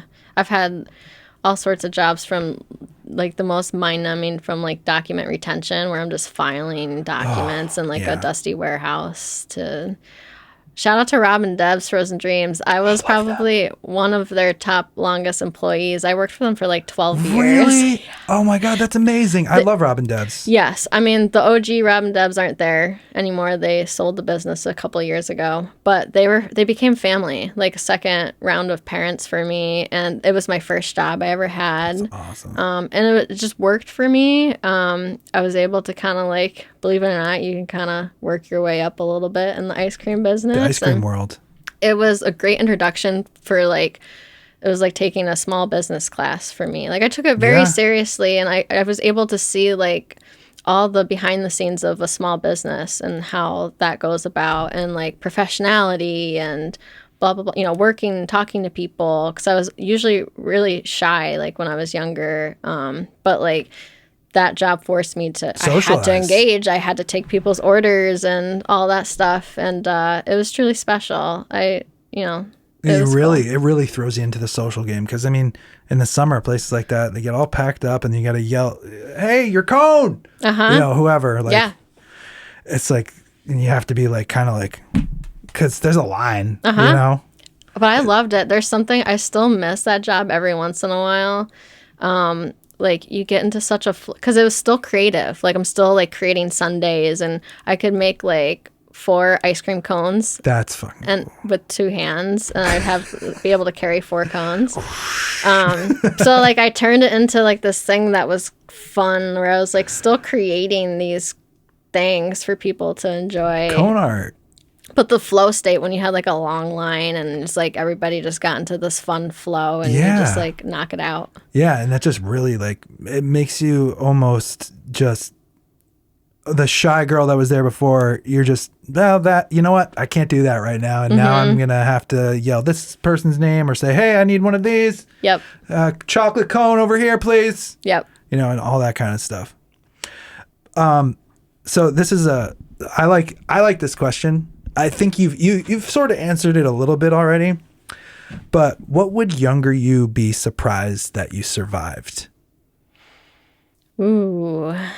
Oh my God. Well, that hits a little heavier for me more recently, because I guess, how do I say this? Well, there's a couple things. Maybe some things should be left unsaid. You can say whatever you want. Well, there's certain relationships in my past of just getting to a place that wasn't good, and no longer was good for me, that I at the time felt stuck and couldn't see out of, or couldn't see beyond leaving. Right. And you know, that was something that like kind of stunted growth a little bit in the past, where I'm like, you know, that's something I thought I couldn't get out of. But aside from that, that's something more. I think we all have that. Yeah, something more minuscule compared, something way more powerful that I'm surprised that I got through recently is the passing of my mom. She passed away. Oh, I'm sorry. In 2023 to breast cancer, and you know, that's something I didn't anticipate to experience when I just turned 30. Yeah, that's hard. And yeah, you just, you know, when you're younger, you just think your parents are invincible, yeah, absolutely, and that they're gonna live forever. And I was really close with her, and just like, you know, I'm still coming out of that. Yeah, it's very recent. Yeah. I mean, we just got out of 2025. Yeah. You know, it's only a couple of years, and yeah, I didn't lose my mom, but she's had a few different types of cancers and stuff like that. It's already really scary, but yeah, you know, I would feel the same way. We're very close. Yeah, you do. You know, there's like a invincibility factor. You feel like, but it's just because I guess when you're a kid, you see your parents as this invincible thing, and like they can, and you're a kid, they can do no wrong. Right. You know, and oh my God, the moment like in my early 20s that moment when you realize your parents are just people and they fuck up too. It was just like, there's so many, like, my parents decided, I have an aunt and uncle that live out in Oregon, and they did this, they were like set out, like they had plans to set out and do like this crazy fucking, like, I don't know, like multiple day hike. And it was like near Mount Hood, like within like the Timberline Trail. Sounds and I'm intense. like, first of all, like, y'all should be like getting yourselves ready and like prepping for this and like, you know, getting like climb some mountains and stuff. Right. And there was this crazy situation where, long story short, my dad has epilepsy, and it was just the recipe for disaster because it was elevation, lack of sleep, all these things, where he ended up, you know, having, you know, this medical issue, and they're out in the middle of nowhere. And then I'm getting a call while I'm at work over here in New York, and I'm like, what are you guys thinking? What are you doing? It was like one of those moments where I'm like, oh, my parents are just people too. Like, like, what were you thinking? I do. It gets frustrating. It's like role reversal starts to happen as you get older. Oh my God. Like, what are you doing? The elevation thing, that's no joke though. I know. I don't know what they're thinking, but like that alone without epilepsy. I mean, I remember like one time we were driving to Colorado, and we were in Lyman, I think. It's where the elevation starts to get high. And it was Rich, actually, we were at an IHOP. He's like, oh, man, I got a headache. And I'm like, oh, maybe you need some food and some water. And we were there, and he kind of had his head down. At this point, I'm like, I think you have a little elevation sickness. He's like, no. He's like, I just need some food. I just need a little bit of food. It was elevation. Oh, no. But he leveled out like after a little while. Yeah. But he did not feel good. I bet. And then like backstage everywhere when you're in the mountains in Colorado, there's oxygen. Like, wow. Because you get tired. I always like when we play there, I'm like, don't move around too much. You don't want to pass out. Right. That's wild. I haven't been to Colorado yet, but I hear so many stories about people getting elevation sickness. Yeah. I think like if you fly into Denver, you're usually like okay, and then go and like drive up, it's usually like fine. But I mean, we were just driving in, so it was just a random bout of elevation sickness. You know, it's not like, oh, I get terrible elevation. You level out. Like everybody levels out. Yeah. It's just like, I got a little bit of a headache. You got to drink a little more water. The beers have lower percentage of alcohol there just because it's dangerous. Yeah. So it's kind of insane, but that's wild. I'm just thinking back to your question. I feel like there's just so many different experiences, my younger self, that I, didn't anticipate getting through. Like, even, I feel like this is an important thing to mention because I know a lot of people experience this. But like in 2016, I had the opportunity to work at Adirondack Studios. Some people know of it. I do. It was they do like stuff for Marvel and stuff. Also, they have contracts with Universal Studios. Yeah, so they do all this big Disney. movie stuff. That's really cool. Yeah. And they have they do things with Wegmans or opera theater stuff. It's a scenic design company, but it's really amazing because some people know about it, some don't. But they're this huge corporation that the output of these projects are amazing. It's very competitive over there. And quite honestly, I think I wouldn't have had the opportunity if my uncle at the time didn't work there. Because from what I've heard, it's very, very hard to get in there. Yeah, I mean, it sounds super legit. Yeah. But, I thought at the time, like, that was, this was like my lifelong career. Finally, here it is. This is the only opportunity I have within the area that I can do something creative, have all the benefits and health insurance, and at the time it was the most money I made yearly. It's awesome. What a cool project to have under your belt. It was cool, but then there was a lot of for me, the experience. I met a lot of cool people, but it's kind of cutthroat there a little bit, and not everybody's supportive. And I had a really hard time. I was so insecure about the work I was doing just because of the environment. Yeah. So I stuck it out for just a year. But it started making, it was like the most miserable I ever was. Wow. I would literally like cry on my way to work because it pressure. it was so corporate. It wasn't for me. Like there's so many amazing, like I'm so grateful of the opportunity. I learned so much of like the production side of like large scale murals. Like we were doing these crazy murals that were 100 feet long, 20 feet tall, that were on, you know, like canvas that we did on the floor. So like it was valuable, but like sounds so stressful. at the same time, it was so corporate. It was like I had to, you know, first of all, drive all the way to Argyle, and had, you know, punch in.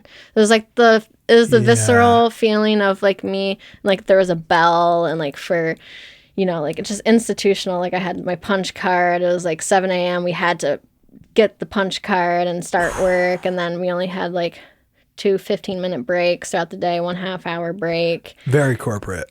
Then like the bell rings at 3 something, then you're out by 4. And it was just like, I just couldn't do it anymore. It was like just breaking me down. And as much as like on paper it looks good, but like if it's breaking you down and you're crying on the way to work, it wasn't. That's not a good sign. I would say that's definitely you made the right move. For sure. But I mentioned this because, you know, after I decided to leave there, I just went back to my seasonal job where I made half the amount of money yearly, and I was so fucking happy.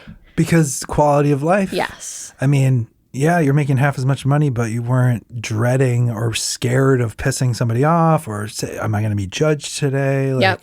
And I just feel like I see a lot of people, especially like our age group, that are struggling right now because, you know, based off of, you know, how college is such a business, and we were sold this idea that we had to go to college and it was like our best opportunity to be the most successful. Mm-hmm.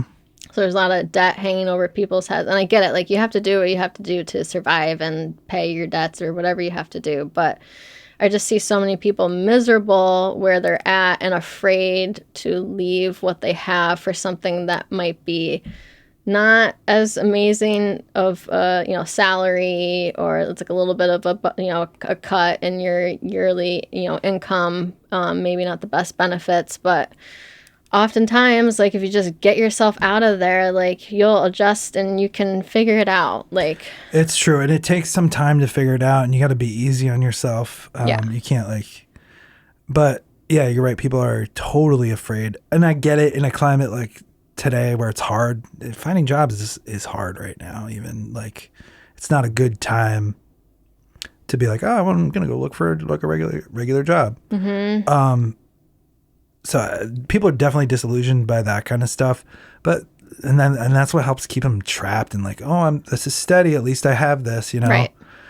But then that's how you stay miserable, I think. Right. You know, and you just the quality of life thing is huge. Yes. Quality of life. So doesn't have to be I'm making the most money. You need to make enough money where you're comfortable and can survive. Right. And you need to find the balance of I'm making enough money and I have a good quality of life. Yeah. And if you can do what you love, which you do, it's great along with it. Yeah. You know, not everybody's that lucky. So I guess in some ways, you know, being an artist, we're lucky because we get to do what we love, and what we're passionate about. But, you know, it's definitely not as consistent as working a corporate job. Yeah. You know, you're going to like, if you couldn't call yourself like an artist anymore, like who would you be? That just sent me through like a whole identity crisis. I don't think I could be anything else. And when I ask myself the same question, I'm like, oh, hey, if you couldn't be a musician anymore, it's like, I'm like, what would I do? Yeah. Like, film. I have cameras. I guess I would do film. I don't know. Yeah. Or just for me, like art, it's not only a passion, but I think it's the thing that helps me keep on living. Like if I didn't have access to express myself through art, like, I don't know. It's like what has been so healing and like keeping me going. Exactly. If it's healing to you and you have to, like, it's like something you have to get out. Mm-hmm. But it's not like, I need to get this. It's like, no, I need to create with these emotions that I'm feeling. Yeah. And like, that's the thing is like, all artists are hyper emotional. Whether it comes out in being shy as a kid, it's just, it's the passion. And when you say like, oh, I can be angry sometimes, that's part of the passion. I mean, because I'm sure as much as angry as you get, you probably also love fiercely and are passionate about the things that you do.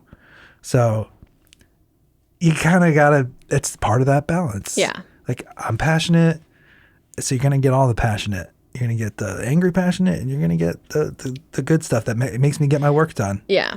You know, and helps me survive. This is really random. I was just thinking back to Queensbury, and we're talking about teachers. Did you have penny chic? Yes, I definitely did. Nice. Were you in madrigals? I wasn't. Both of my older brothers were in madrigals, but by the time madrigals, I was old enough to do it, I was already playing in bands. Gotcha. Did you have her for music theory? I did. She was my regular music teacher, chorus teacher. Nice. I was a tenor. I would have done madrigals if I wasn't doing the band stuff. Yeah. I was too busy. Madrigals was so early in the morning. Yeah.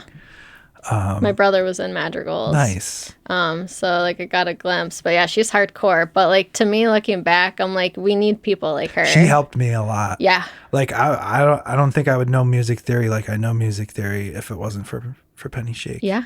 She was hardcore, and she knows music goddamn well. Yeah. I will say that. Yeah. And like she just didn't take shit, like anyone's shit. No, you know what I mean? shit. You don't fuck with Penny Shake. No. So that's awesome. It just came to my head. Yeah, no, I spent so much time with her. I don't know why we had like chorus like first thing in the day, but every morning I was just like, it was singing, you know, and when you're in the tenor range, you're singing like the higher guy parts. Right. It's like, it's so early in the morning. Yeah. You're just like, what? Oh my God, can I get warmed up? Yeah. That high school, I just went and did a talk there, and it was really cool. There's a new English teacher, and just teaching English, but I'm like, I had to say something to him after. I was like, wow, like, I just appreciate you. Like, the world needs more teachers like you to make subjects like English more interesting for students. That he did a whole segment on street art. Oh, that you probably love. And then they involved the local community in murals. So then they had me come in because the students had questions. But it's like a culture shock. It's not anything of how we remembered the school to be. They changed so much. I mean, I was barely there for like they put that new wing on. I mean, sure you were there because you probably 10. Did you graduate in 10? 11. 11. Okay. Yeah. So yeah, you came into the high school with the new wing. Mm-hmm. So I don't know anything about that. It's crazy. And I was the first year of the 4-5 building. Oh, really? I was the first fifth grade class. So when I was in 4th grade, I was still at the regular elementary school. Mm-hmm. And then 5th grade, boom, William H. Barton. Yeah. William H. Barton William H. Barton, school. 4-5. Yeah. Oh my gosh. That was my fifth grade was like the last year I was like, I did really well in school, like up until like 6th, 7th grade, because that's when I started playing guitar. Gotcha. And then everything just fell apart, and I was like, I'm gonna destroy my family's life. Here you go, Mom. I'm gonna make you so stressed out all the time. I feel bad, but I just at that time, I'm older now, so I can look back on it and be like, hey, maybe you should have like tried a little bit and like put a little effort in, because I was one of those kids where it's like, he's not a bad kid behaviorally, but he just doesn't do his schoolwork. So I was terrible in school. We got to give ourselves grace. It's, at our younger selves, because it's like you're just trying to figure it out, and like there's so much going on. I even think back, like I'm glad like my early teenage years until like just about to turn 20, I was a complete nightmare. I was a good kid, but I wasn't doing the best things. Like getting myself into a bunch of trouble and all this stuff. But I'm like so glad I did that now, because now I feel like a veteran. Well, you did it the right. Now you did your 20s. Yeah. You did it the right way. Yeah. You did all those stuff you're supposed to do. Yeah.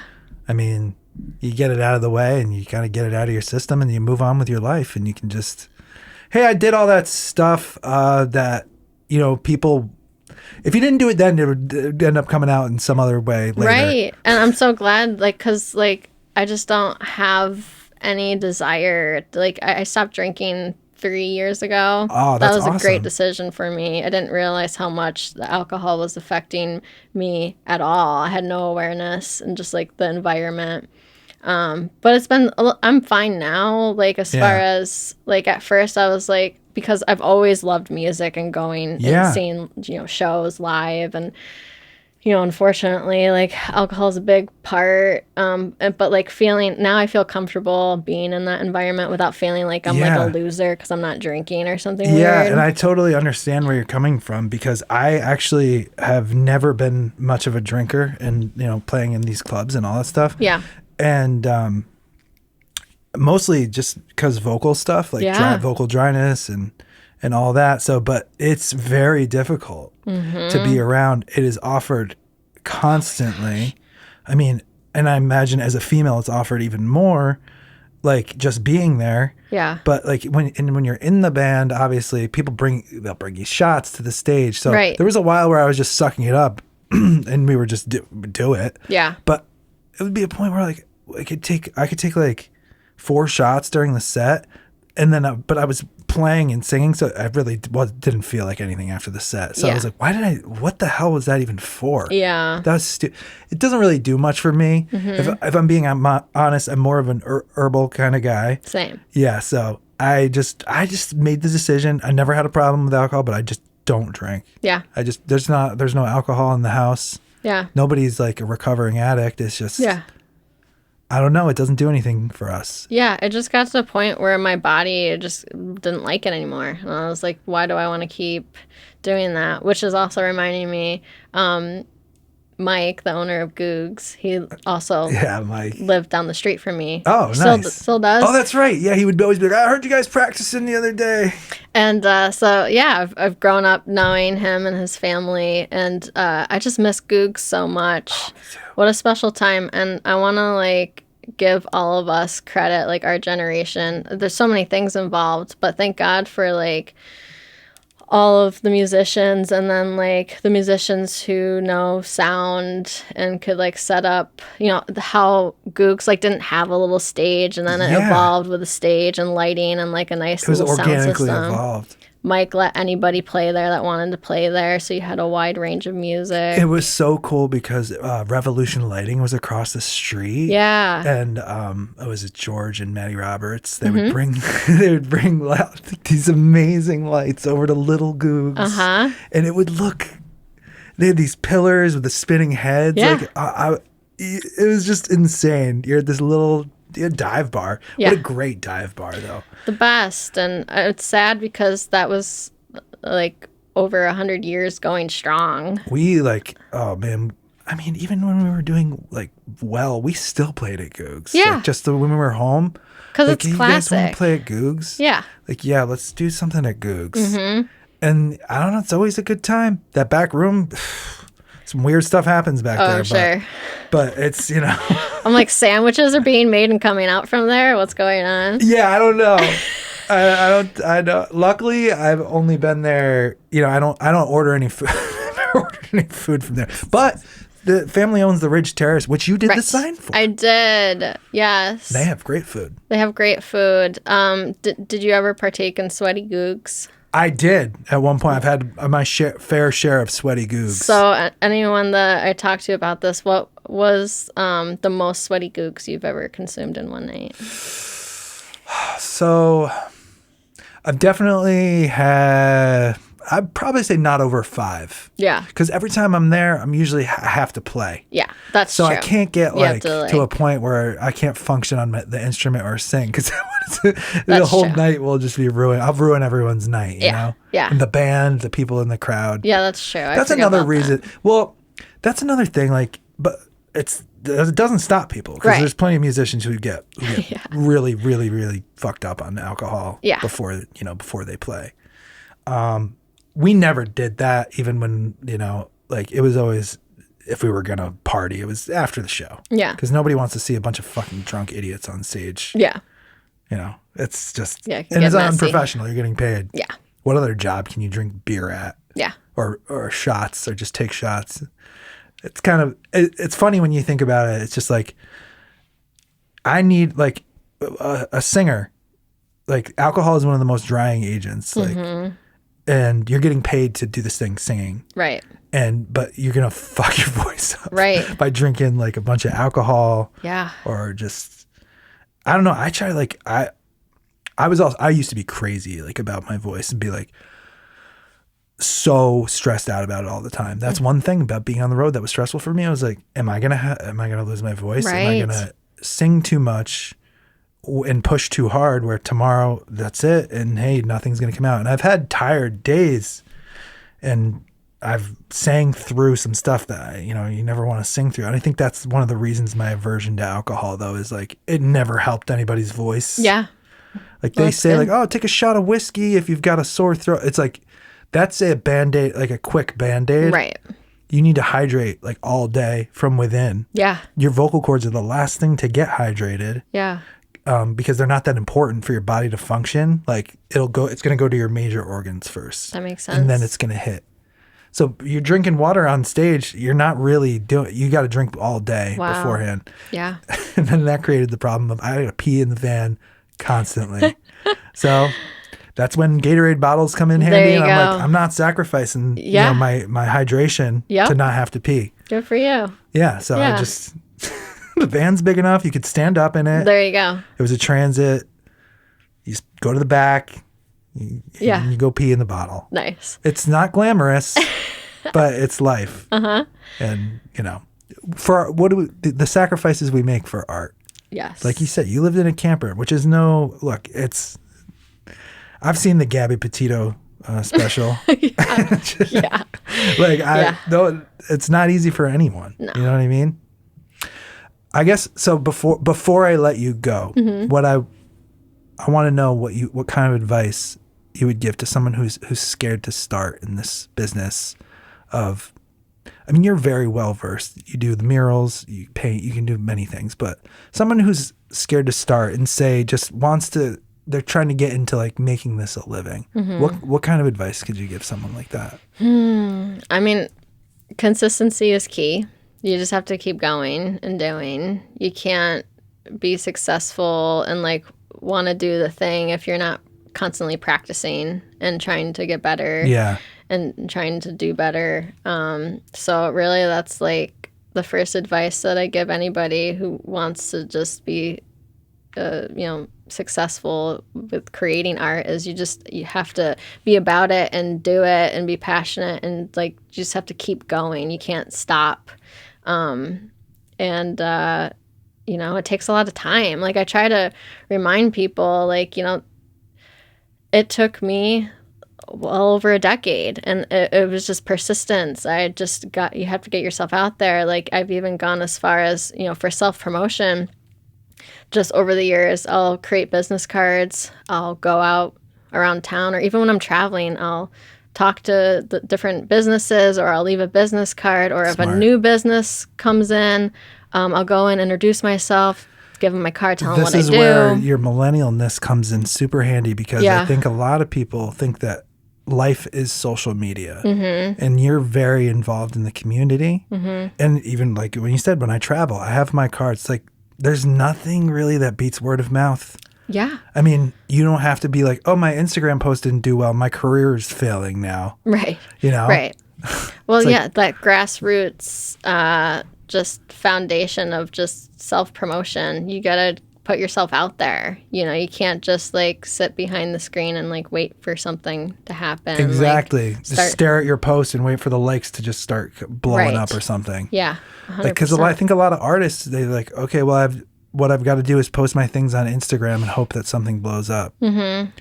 But you go into places, you're a go-getter, you talk to the town. Yeah. I mean, you make things happen. These are the kind of things you got to do. You got to make phone calls, uncomfortable phone calls sometimes. You got to get told no. Yeah.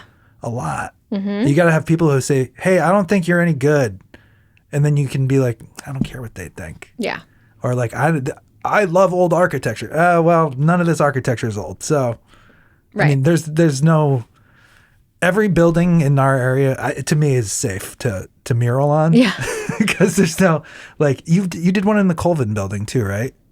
Oh, yeah, it's not there. It's my friend Abby, who's an amazing massage therapist. I go to her on the regular just because that's a whole other aspect of mural painting. It's so physically demanding. Yeah, that huge. Like, I'm feeling it already at 33. Like, I get acupuncture, I get massage, shiatsu, cupping. I have to do all of these things to make sure. Who do you go for a massage? Abby. Abby. Yeah, and okay. she owns Adirondack Prana, and that's nice. from her old studio. In the okay, Colvin so building. that you did her old mural at her old studio. Yep.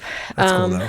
But yeah, I can't recommend her enough, especially with shiatsu, which I wasn't ever aware of as. I've never to tried me, it's like shiatsu an art massage. form. It's beautiful because it uses. I'm probably gonna butcher like the Not to me, traditional at way of explaining shiatsu, but from my understanding is, well, first of all, the practitioner is using their body with yours in the sense of that it's not as invasive. Like, it's not like a traditional deep tissue where you go in and for some people maybe it's uncomfortable because you don't have clothes on, but you're covered by a sheet. Right. Shiatsu, you're wearing your clothes, you're comfy, you're just on a mat, and the person is working with your body and basically very gently adjusting and stretching you. So they're like doing these like yoga stretches with you, but very gentle. Yeah, that so, sounds nice. Yeah, so it's a great way to just for like range of motion, or if you have different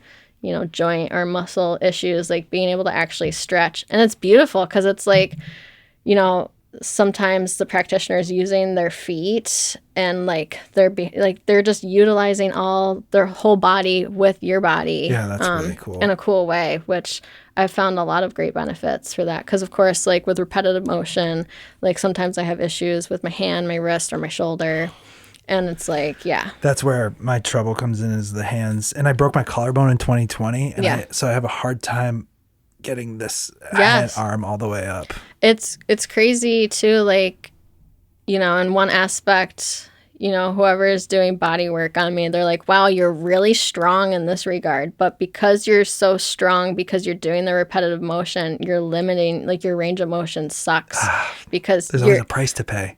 Yeah, because like you're not you're only strengthening your arm or something in one way and like making it super strong, so it's overcompensating. I can't imagine like the positions like with your back, the neck, legs, like because even like on the lift sometimes just naturally, because like for like a scissor lift or a boom lift, it kind of sways slightly with the wind. So you kind of got to balance out too. So you're using those muscles. Using your leg muscles without realizing it. And like just to make sure you're like grounded. Do you ever like find yourself like when you're leading in a position, you're like, yeah, I can't, I got to get up. I can't do that anymore. Like that's like, sometimes I'm just doing something here. It's not a mural. I'm picking something up. I'm like, oh, I can't do that. It's crazy. Well, it's making me realize that I'm sure soon in the near future, I'll stop being stubborn and I will hopefully welcome the idea of having assistants or other people as my team. Like, why not, right? Yes. Like because it's huge projects. These projects are huge. Yeah. Like they're for one person it's a lot of pressure. It's a lot. Not of pressure, to make you be like, oh my god, it is a lot of pressure. No, I think you've been doing this long enough where you can handle it. But yeah, it's a lot and it's very impressive. Thank you. Like drive around Glens Falls. Okay, you're gonna see. Go to hwilliamsart.com. Mm-hmm. Check out the murals on there. They're even more amazing in person. I drive by the Warren Street one at least once a day because I'm coming from Hudson Falls into Glens Falls. Nice. And yeah, I love it. I think I speak for most people in the local area when I say we love it. I love the murals. Nice.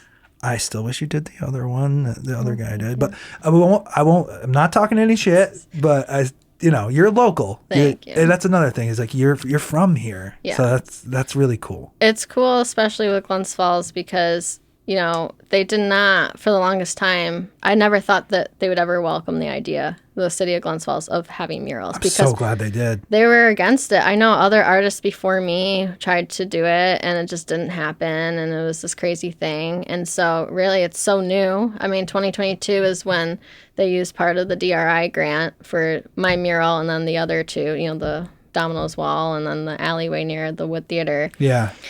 And then ever since then, since 2022 to now, we have at least 25 or more murals within downtown, throughout the city surrounding, and then on the East End at the Shirt Factory. Yeah, and you are, I would say, the biggest part of it. Well, thank you. Yeah, of course. Thanks for making our area look better and more beautiful. Thanks, I appreciate it. And thanks for coming on this this podcast and talking to and telling all the future artists what they need to know so they can succeed, which is consistency. Yeah. I think across the board, everybody needs to be consistent. Yeah. And just keep going and just don't stop. Yep. Perfect. Absolutely. That's beautiful. Thank you so much, Hannah. Thank you. I appreciate it. hwilliamsart.com, everyone. This is Rough Pumpkins. Go check out her murals. Go buy some of her art. Support the arts. She's got merch on there, too. Check out some of that. Yeah, check out I just want to say one thing. Yeah. And this is just super real and vulnerable. I thought I had like a cool collection I just came out with for Christmas that were, it's canvas prints. I know I was taking a leap. There's these canvas prints it's kind of more dark arts, so you got to be into it. But it's of 3 paintings of mine, and then I embellished the edges with spikes. I haven't had a single sale. I was like, oops. All right, come on. Check it out. Check it out. Check it out. There's maybe something for everybody. They're cool, guys. Check it out. And we need a single sale. If you can get a single sale off this podcast for one of those, we win. Nice. I'll just give you the profit of that. Never. That hard work. The hardest working muralist in Glens Falls, Hannah Williams, ladies and gentlemen, hwilliamsart.com. Please go check it out. Check out her stuff. Support her work. Buy that merch. It helps. It goes right into her pocket. Yes. Anyway, that's Rough Pumpkins this week, everybody. We'll see you next week. Cheers. Bye. Bye. Are you ready?